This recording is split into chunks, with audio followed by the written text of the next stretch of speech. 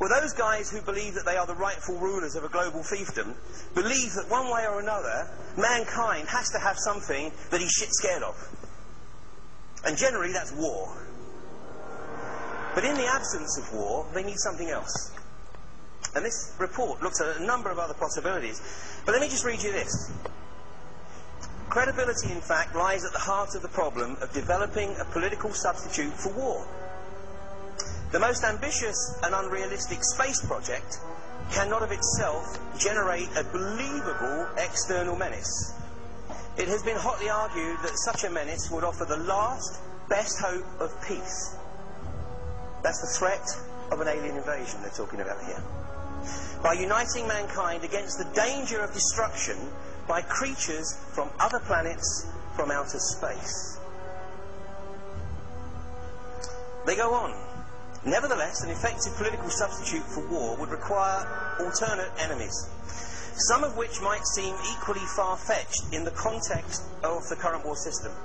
It may be, for instance, that gross pollution of the environment can eventually replace the possibility of mass destruction by nuclear weapons as the principal apparent threat to the survival of the species. Poisoning of the air and of the principal sources of food and the water supply is already well advanced. 1967. And at first glance would seem promising in this respect. It constitutes a threat that can be dealt with only through social organisation and political power. But from present indications, it will be a generation to a generation and a half before environmental pollution, however severe, will be sufficiently menacing on a global scale to offer a possible political basis for solution.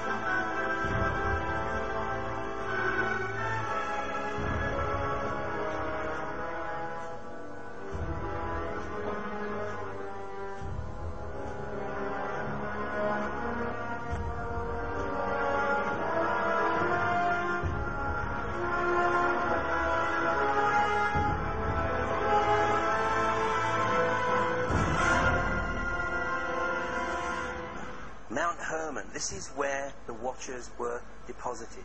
Now, Mount Hermon sits at a very, very interesting location on this planet. It actually sits at 33.53 degrees north of the equator and 33.53 degrees east of the 0 degree meridian. Now, when you go to Google Video, check this out,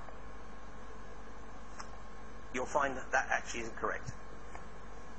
Because you have to take into account the adjustment that the 0 degree meridian was moved in 1886 from Paris to London.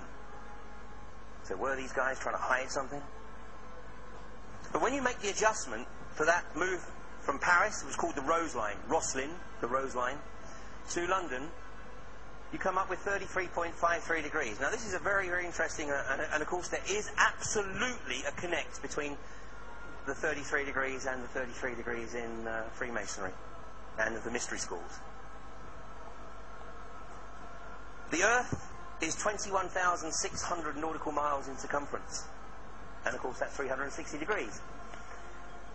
So when you take the equation, you take 33.53 degrees divided by 360 multiplied by 21,600, guess what you come up with? 2,012 nautical miles.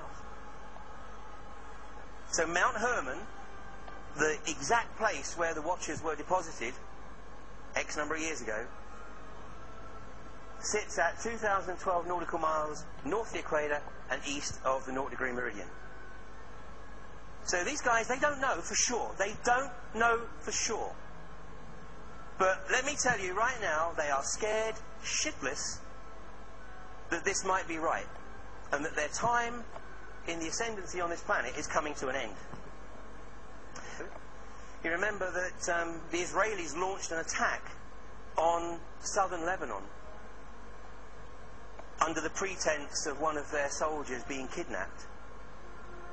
Well, I knew what was going to happen. I knew exactly. I mean, it was so predictable for me. They were going to take the land up to the Litani River and make sure they effectively controlled all the area around Mount Hermon, which today is controlled by the UN.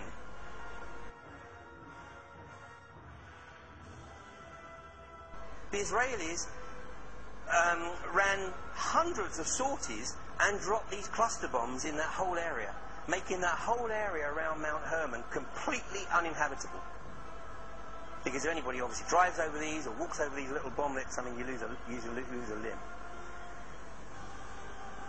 So, I mean, obviously the Zionist agenda is very clearly spelled out on their flag. It's one of only 2 flags in the world that has territorial ambitions encoded into it. The other one is Southern Ireland, by the way. But the Israeli flag, you have the Star of David, which is the Zionist symbol. It's not a symbol of Judaism. It's the Zionist symbol. And the 2 blue stripes above and below represent the 2 rivers, the Euphrates and the Nile. The determination of the Zionists to re-establish Greater Israel. But of course there's a few other people who have something to say about that.